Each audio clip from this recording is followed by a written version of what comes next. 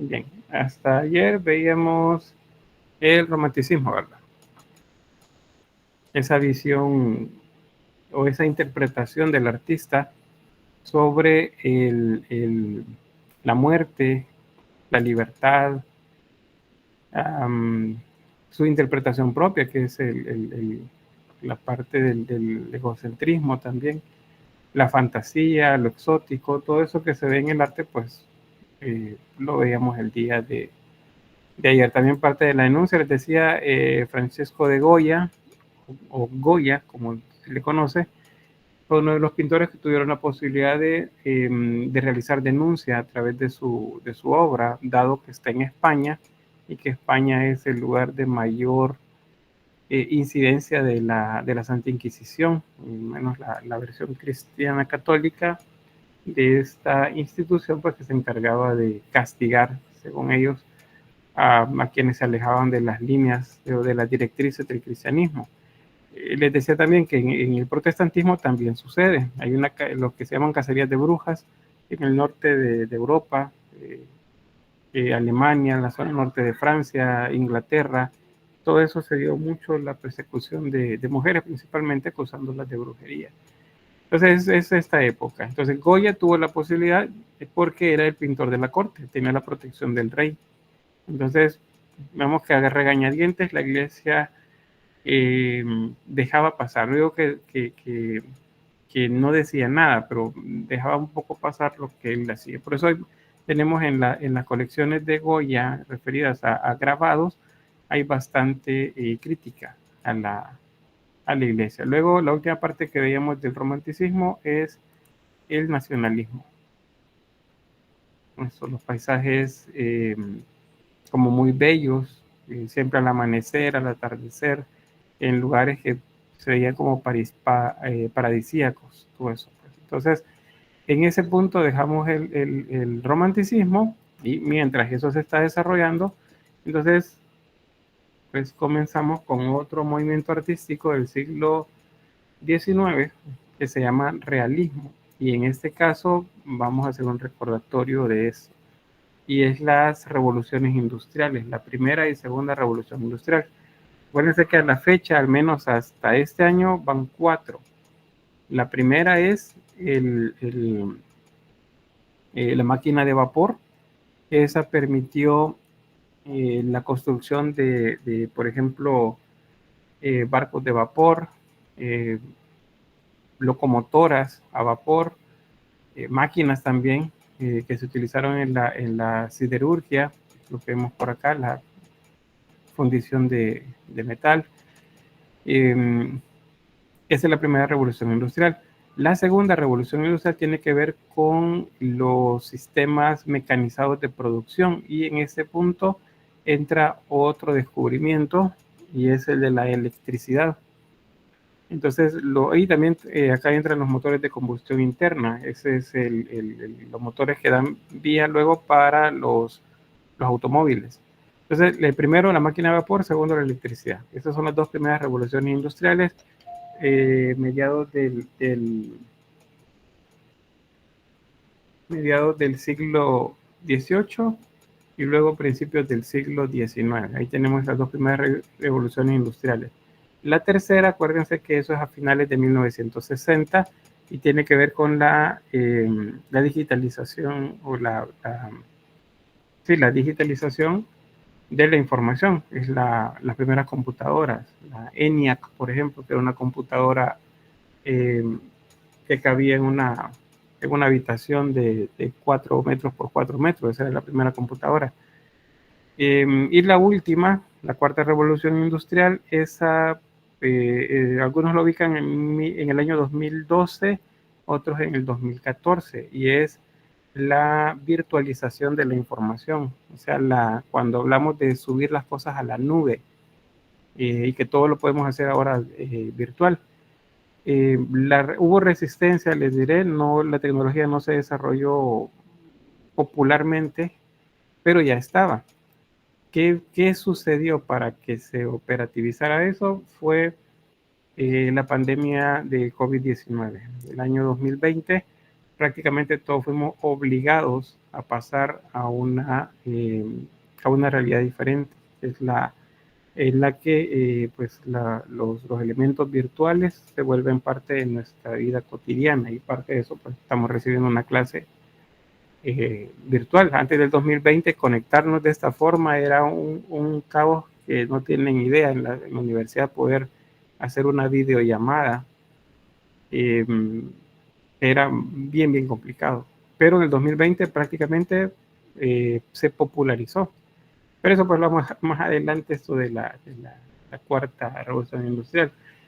En ese punto, cuando hablamos de realismo, la de la máquina de vapor y la electricidad son dos bien importantes, porque nos dan un panorama de qué pasó con la producción.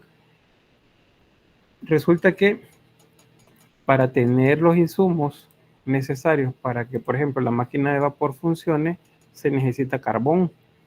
Entonces, las minas de carbón comienzan a ser explotadas de manera bastante fuerte. Y eso es mano de obra eh, popular. Los campesinos, pues muchos fueron atraídos por esta nueva manera de ganarse el dinero, y entonces pues pasaron a una forma bastante fuerte de explotación, que es la de las minas. Ahí no había nada de seguridad. Era a diario pues que moría mucha gente por accidentes dentro de las minas. Sin embargo, la producción no debería detenerse, entonces cada vez se necesitaba más gente. Cuando los adultos no eran suficientes, entonces comencemos a contratar mujeres, y cuando no eran suficientes hombres y mujeres, entonces comiencen a contratar niños. Entonces niños, mujeres, hombres, pues todos por igual comenzaban a trabajar en las minas, y luego en las fábricas, por ejemplo, donde se trabajaba el hierro, porque el hierro comienza a utilizarse para la construcción de edificios. Antes de esa época no se hacía de esa forma, los edificios se construían de manera diferente, pero ya el siglo XIX comienza la introducción del hierro. Entonces se necesitan fundidoras, y para que se fundan necesitan las máquinas de vapor y necesitan otra vez carbón. Entonces esa industria creció un montón, pero a fuerza de explotar a las personas. Con la electricidad es igual. Las máquinas, las de textiles, por ejemplo, o la de artículos como plásticos que comenzaron a confeccionarse, necesitaban de gente que las operara. Aquí no es que antes se necesitaban 100 personas para hacer la actividad que ahora una máquina la puede hacer, operada solamente por una persona. En algunas cosas, algunas máquinas era cierto, pero en otras siempre se necesitaba de personas que estuvieran controlando las máquinas. Entonces, otra vez, hombres. No alcanzan los hombres, contratemos mujeres. No alcanzan hombres y mujeres, entonces contratemos niños. Contratar niños, ahora ya que el panorama es igual durante las dos revoluciones, no crean que es con un salario competitivo, es básicamente una manera nueva de esclavitud, y eso producía unas cantidades de dinero pues bastante grande. Ahora, ¿para dónde se iba ese dinero? Pues los dueños de las empresas. Hubo una nueva clase, la aristocracia y la burguesía comenzaron a adueñarse de estos nuevos medios de producción, y entonces todas las ganancias eran para ellos. Entonces acá nace un concepto nuevo también, que no existía antes, y es el de capital. El capital da pie para un paradigma nuevo en cuanto a economía, y es el llamado capitalismo. Pues acá es donde aparece el capitalismo, la explotación del ser humano por el ser humano. Y pues los resultados de esto fueron catastróficos a nivel de derechos humanos, que eso es un término pues que no se utilizaba en aquel momento, pero que sí se reivindicaban las mejoras laborales de las personas. Entonces, en ese contexto es que se desarrolla esto, el realismo. Vamos a ver luego, cuando les hable del modernismo, que también es contemporáneo al realismo, que aparecen unas modas en las élites, aquella gente que no eran los que soportaban la producción, que es el de la que les estoy hablando en este momento, no soportaban la producción, sino que la disfrutaban, todo lo que se producía, porque era la élite gobernante. Para ellos la vida se ve de manera diferente, se ve de manera más positiva. Y ahí aparecen pues el modernismo, la Belle Époque, muchas modas también de este momento. Así que comenzamos por acá. Aquí algunos de los aspectos que ya les mencioné para que los tengan ahí luego a la hora de estudiar la implantación de la burguesía prácticamente y la aristocracia en algunos lugares, pues esa fue la que determinó el aparecimiento del capitalismo. O sea, ellos se adueñaron y desplazaron a los otros que habían liderado las sociedades en los siglos anteriores, que es la iglesia y la monarquía. Los desplazaron. Los artistas fueron conscientes de eso y entonces comienzan a utilizar el arte para hacer denuncia, para que la gente, para visualizar eso que estaba funcionando mal a ojos de ellos. Luego también resulta que luego de la Revolución Francesa, pues la gente esperaba cosas como les dijera, de provecho para la mayor parte de la población, porque si la Revolución Francesa era para quitar el poder a los monarcas que solo habían estado consumiendo recursos del pueblo, resulta que los que llegaron al poder pues comenzaron a actuar de manera similar, porque ahora son capitalistas. Y entonces pues la gente se desencantó también con ellos. Parte de los desencantados pues eran los artistas. Muchos de estos eran intelectuales que apoyaron los movimientos de revolución. Luego vino Napoleón Bonaparte a intentar establecer pues un imperio en toda la región. Pues, todo eso los artistas lo comenzaron a plasmar. Ese es el tránsito del romanticismo al realismo. En la pintura vamos a ver que los elementos de lo fantástico, de lo exótico, lo sentimental, así como muy estético en los aspectos que tienen que ver con la muerte, con la libertad, con el ego, van a ser sustituidos por el realista, por el pintor realista. Y hay un desarrollo de interés por la naturaleza también, por lo costumbrista y por lo cotidiano. Eso ya lo veíamos con el romanticismo, pero en el romanticismo lo que vemos es una idealización del paisaje natural de los países. En el realismo es plantearlo prácticamente como se ve.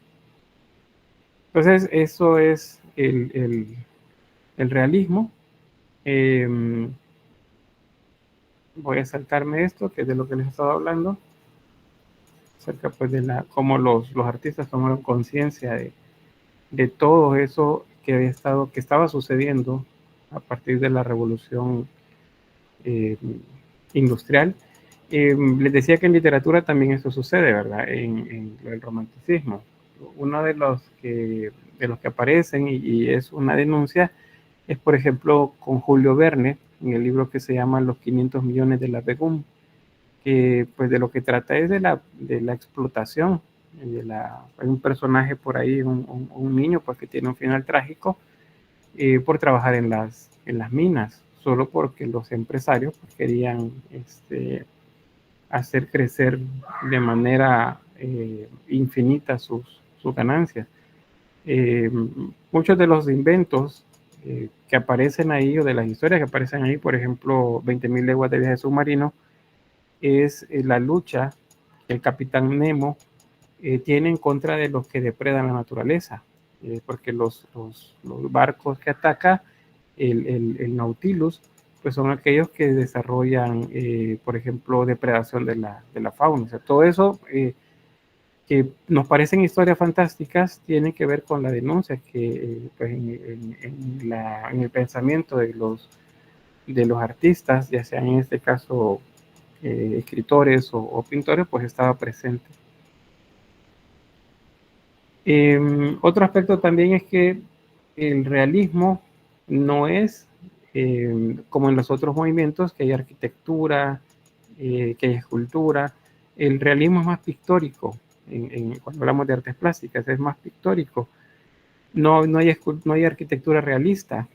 Eh, para esta época lo que está de moda es la arquitectura historicista, que esa ya se las había mencionado, que es el neotodo, ¿verdad? Neoclásico, neogótico, neo, eh,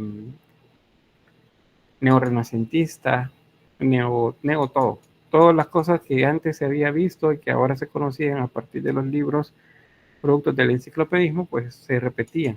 Entonces no hay uno así como propiamente eh, que se apegue a las reglas del realismo. Por eso decimos que el realismo es más pictórico. Y los principales, pues, sujetos de tema es la vida cotidiana. Y hablamos de la verdadera vida cotidiana, porque el romanticista también lo hacía, pero la vida cotidiana de ellos era idealizada. En este caso, pues no lo es. Aquí tenemos un ejemplo, este es de Gustave Courbet, se llama Los Picapedreros, es 1849, está pues iniciando el realismo. Para esta época está todavía presente en algunos lugares el neoclásico y el romanticismo, siguen todavía. Entonces, ¿qué vemos en la imagen? Pues dos trabajadores, si se fijan, es un adulto y un niño. Están picando piedras y el niño pues comienza a levantar la carga para llevarlo. Vean en cómo ha hecho el artista, Gustave Courbet, la interpretación o el registro más bien, porque no es interpretación tan acá, sino que es más bien un registro de las condiciones de vida de estos personajes. Ahí tenemos los zapatos rotos, la ropa también rota en algunos lugares, ven acá. Y condiciones también. Aquí si se fijan hay una olla, también hay una cuchara, hay otro elemento por ahí, una canasta con comida, un depósito con comida. Entonces, ¿qué nos está diciendo el artista? Que pues para almorzar o para tomarse la comida seguramente solo se detuvieron un momento y siguieron trabajando. En el sol, si se fijan, pues también está bien marcada la idea del sol, no están en la sombra.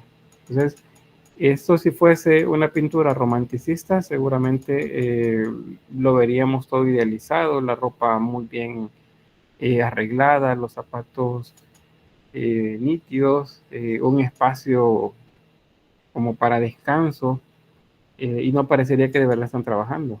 Pero pues no, el realista lo que hace es presentar la cotidianidad tal cual como es. Millet es otro de los artistas que plasma esto. La obra de él tiende a ser bastante eh, neutra en cuanto a la paleta. En algunos casos se percibe un poco cálida la paleta, pero en como lo vemos acá, los tonos pasteles, grises, nota más bien una gama neutra de color, y se llama Las Segadoras. Segar es recoger la, lo que queda de la cosecha. ¿Qué es lo que ha sucedido acá? Ya pasaron cortándola con la hoz, las espigas de trigo, pasaron cortándola, luego la recogen y vean ahí al fondo están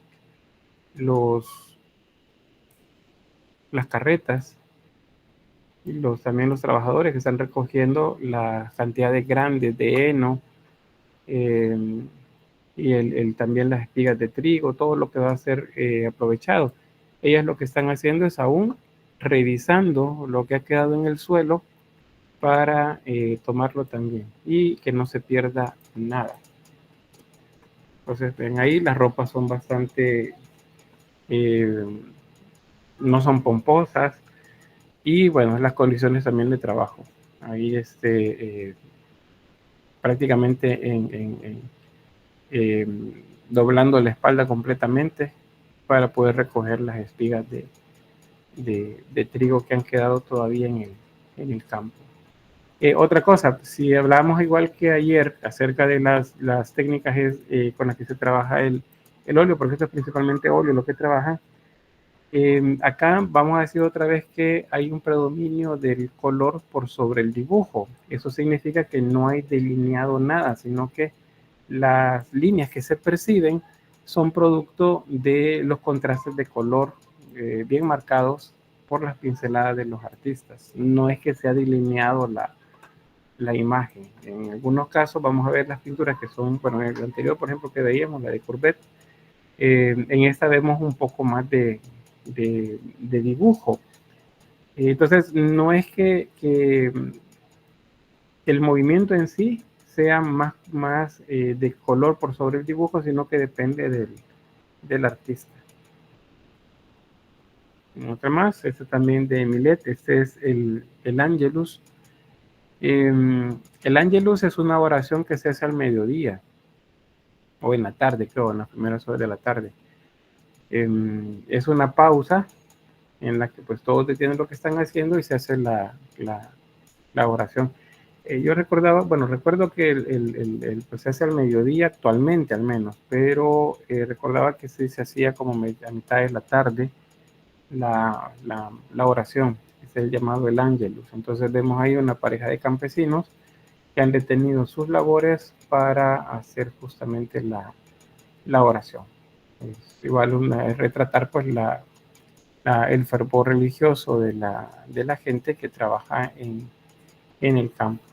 Ahí vean las herramientas de trabajo, el rastrillo, una canasta con lo que se ha recogido, ahí llevan una carreta con sacos de lo que se ha recogido y bueno, ahí el fervor de la escena. También en este caso hay un predominio del color por sobre el dibujo, o sea, las manchas son las que determinan el contraste entre un elemento y otro. Este es de Joaquín Sorolla. Aquí estamos viendo ya como la última parte del realismo y de hecho ya coincide con el desarrollo de otro movimiento artístico que se llama impresionismo. En el impresionismo la idea es que se capte la luz de una escena en un momento en particular del día. Entonces, el realismo ya había hecho eso antes. Aquí tenemos uno de estos ejemplos.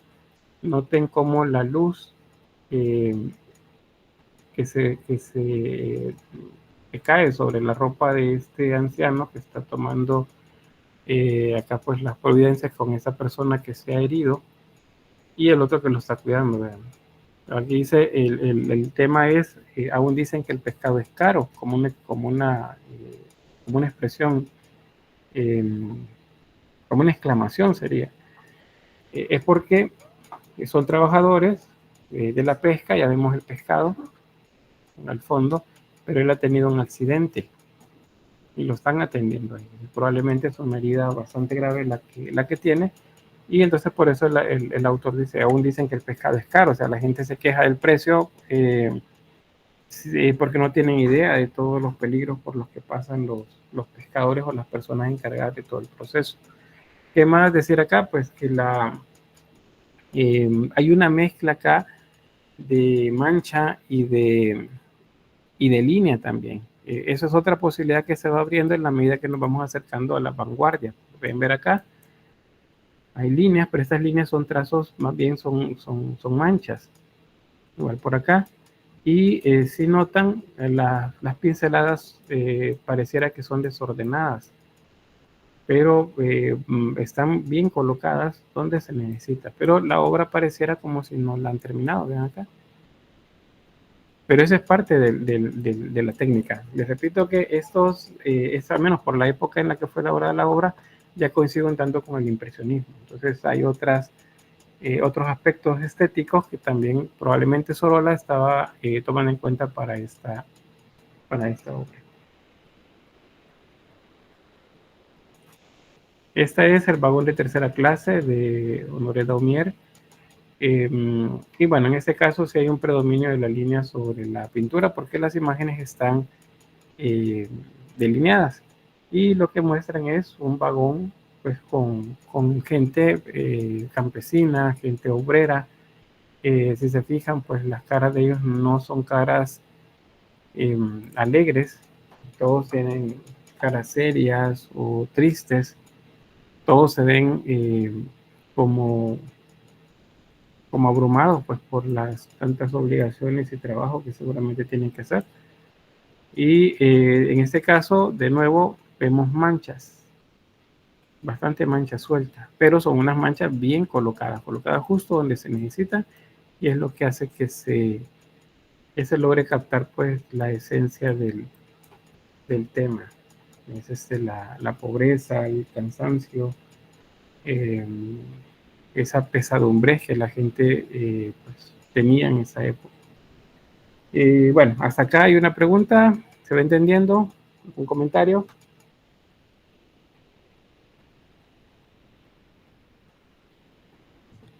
No lectura. Bien, gracias. Entonces, continuamos por acá. Este es de Daumier también, y en este caso hablamos de un levantamiento. No toda la gente aceptaba con, con tanta tranquilidad, pues lo que ya les mencionaba acerca de la explotación, los horarios prácticamente sin fin de trabajo, sabían cuándo entraban, pero no a qué horas iban a salir. La paga bastante baja, a pesar que se producían en cantidades grandes por la misma industrialización, y pues la mayor parte de ganancias se quedaban con el dueño. Entonces la gente protestaba, pero las protestas simplemente eran aplacadas por la misma estructura que se estaba estableciendo. Los burgueses y los aristócratas pues comenzaron a tomar el control, como les mencionaba, de los países. Ya no eran reyes, ya no eran emperadores ni nada, pero ellos estaban gobernando ahora y comenzaban pues a sentir también pues las protestas y las presiones de las personas. Sin embargo, eso se mantuvo así hasta mediados del siglo XX, cuando las reivindicaciones de los trabajadores pues comenzaron a tener ya eco en algunos gobiernos, y entonces se comenzó a cambiar la situación, al menos en parte, porque no es que a la fecha es un mal que ha sido superado, solamente pues en parte.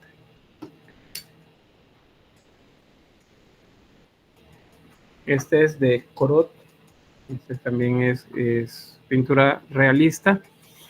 En este caso no hay una idealización del paisaje, sino que pues es ¿cómo se llama? Un pequeño estanque, unos cerros a la lejanía, eh, probablemente es una escena de inicio de invierno, o, o, o que más bien sería la finalización de primavera probablemente.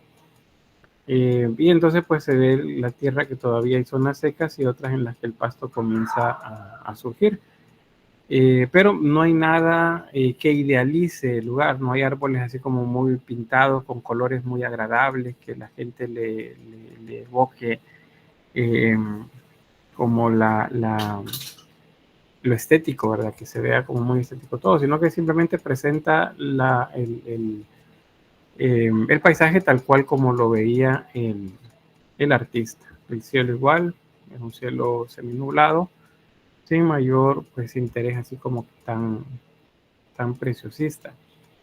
Esto, por cierto, estas maneras de representar los paisajes son los que dan pie para la nueva generación de artistas que va a aparecer acá, que ya vamos a ver qué es lo que sucede con ellos, comiencen a retomar la luz como un referente a la hora de hacer su obra. Y es lo que inicia luego es el impresionismo. Acá se inicia, vean el cielo, es un cielo bastante realista. Y luego pues los colores de los primeros planos evocan pues una idea un tanto como fría de la paleta, pero siempre nos habla acerca de trabajo, porque ese es un molino de viento, significa que acá es donde la gente trae sus granos para que sean procesados y convertidos en las harinas que necesitaban para sus alimentos. Entonces seguimos viendo pues lo mismo. Este es de Erin Danielson Gambogi, y este se llama pues el día soleado. Otra vez la idea de la luz. Y vean, pues es una joven que está tendiendo ropa al sol. Una una mañana soleada. Bueno, ustedes que han trabajado con pinturas, paisajes, probablemente pues ya saben qué tan difícil es la representación de la luz. Entonces aquí ya comienza a observarse y en tonos muy naturales. El artista ya logra captar la realidad del momento y la luz pues que está presente. Algunos hablan pues ya estas obras son como de transición del realismo al impresionismo, pero pues eh, están en sí, entre el realismo y el impresionismo, pero son más bien realistas, porque el impresionismo se utiliza más mancha y en este caso pues hay todavía ese rigor así como de limpieza en el color para representar las imágenes. Jean-François Daudini es otro, igual, un paisaje de labranza de la tierra. Es también, si se fijan, los colores son como un tanto amarillos. Eso es porque está representando el momento de la siega. La siega, les recuerdo, es cuando se corta el cultivo. En este caso puede ser el trigo o cualquier otro cultivo de época. Y entonces significa que estamos llegando al otoño. Por eso es que la imagen nos presenta una mezcla entre tonalidades cálidas y frías, que está representando el mes de septiembre. Es en la zona norte, pues es el cambio del verano al otoño. Allí vemos al fondo una carreta llena hasta lo alto del material del cultivo, y acá una dama, una joven, que está pues recogiendo o lleva más bien, lleva una carga de lo que ha logrado colectar. Ahí al fondo igual, es más gente que está colocando pues lo que han cosechado en la parte alta de las carretas. Igual, luz y manchas. Eso ya nos llevan pues en camino del siguiente movimiento. Entonces, acá como parte de conclusión de este realismo pictórico, no se considera que es un movimiento como tan grande comparado con otros que hemos estado viendo, pero sí es muy importante porque nos muestra, primero denuncia, y eso nos dice pues que el artista ahora es libre de presentar la realidad tal cual como es. Esa fidelidad en la reproducción del paisaje es lo que hace pues que el paisaje realista y naturalista se consideren como sinónimos. Es diferente, acuérdense, del paisaje romántico. El paisaje romántico es idealista. Eh, Se presenta nuevamente al amanecer, un atardecer, pero con todo muy bien colocado de manera que se vea muy agradable visualmente. Y cuando vean ya en la historia 4, bueno, historia 3, historia 4, van a ver el realismo y el romanticismo en América. Entonces, en cuanto al romanticismo, pues Estados Unidos es uno de los que más producen esa idealización de los paisajes, de todos los lugares considerados como muy emblemáticos, pues desde el siglo XIX los pintaban, y los pintaban de manera que se vieran lo más estéticos posible. Acuérdense que el realismo está en contra del idealismo y representa la naturaleza más bien como es en la realidad cotidiana. Bien, ahí sobre esto que les estaba mencionando, no sé si hay alguna pregunta, porque hasta llegamos con el realismo. ¿Preguntas?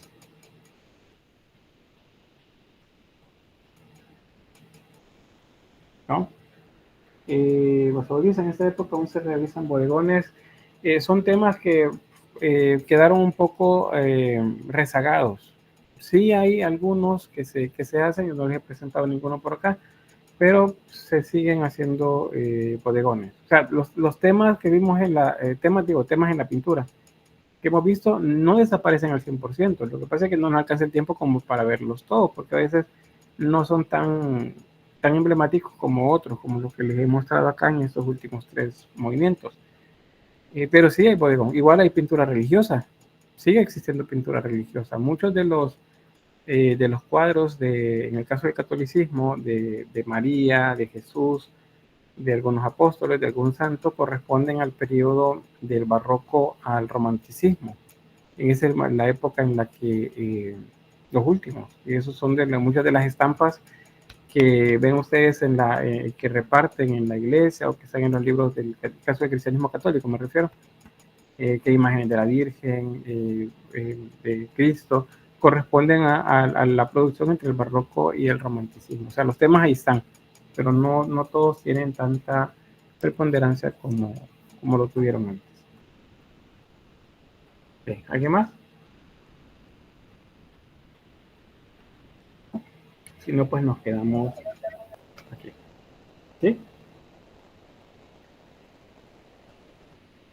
Entonces vamos a quedarnos por acá. Detengo la grabación.